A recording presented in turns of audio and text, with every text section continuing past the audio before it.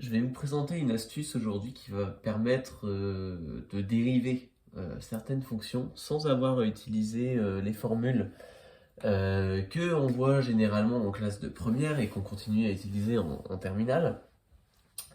On apprend souvent, par exemple, que si f de x est égal à racine de x, alors sa dérivée c'est 1 sur 2 racines de x. Et puis on apprend ce genre de choses par cœur. Pour dériver, on a aussi 1 sur x qui se dérive en moins 1 sur x carré, enfin ce genre de choses, des formules qui tombent, hein, qu'on peut prouver hein, avec les taux de variation, en faisant f de x plus h moins f de x sur h, et en faisant la limite quand h tend vers 0.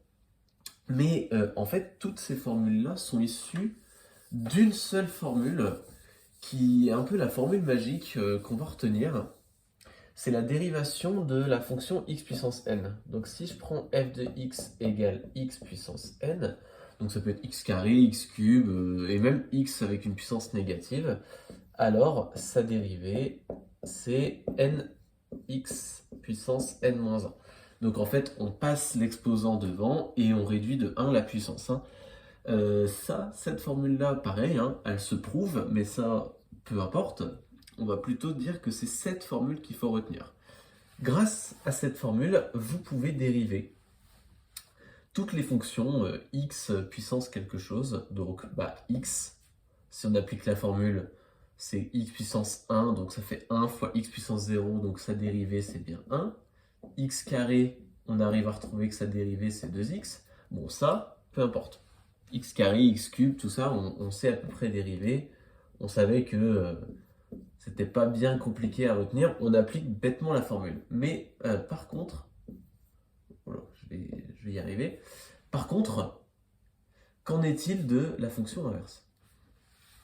Et bien, en fait, si vous voulez dériver la fonction inverse, donc 1 sur x, vous devez retenir que 1 sur x, c'est pareil que x puissance moins 1. Si vous voulez dériver racine de x, vous devez retenir que la racine carrée de x, c'est x puissance 1 demi. C'est tout. Et je vais, plutôt que d'apprendre de nouvelles formules pour ces deux fonctions, je vais encore une fois appliquer cette formule-là que j'avais utilisée pour x puissance n. Donc par exemple, si j'applique la formule ici pour racine de x, eh ben, je passe le 1 demi devant, hein, comme c'est écrit ici, donc 1 demi x puissance 1 demi moins 1, donc 1 demi moins 1 qui fait moins 1 demi. Okay, donc voici la dérivée de la fonction racine de x.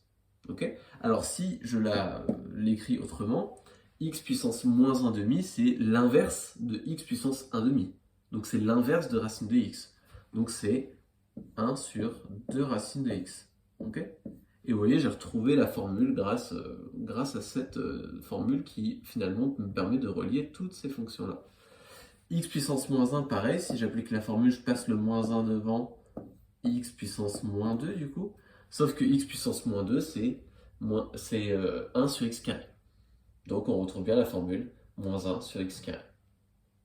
Donc finalement, toutes les fonctions usuelles qu'on apprend en première, eh bien, il suffit d'une seule formule à connaître, celle-ci, et je peux retrouver toutes les dérivées seulement grâce à cette formule. Donc une seule formule à apprendre plutôt que 5, c'est quand même beaucoup plus avantageux en termes de temps.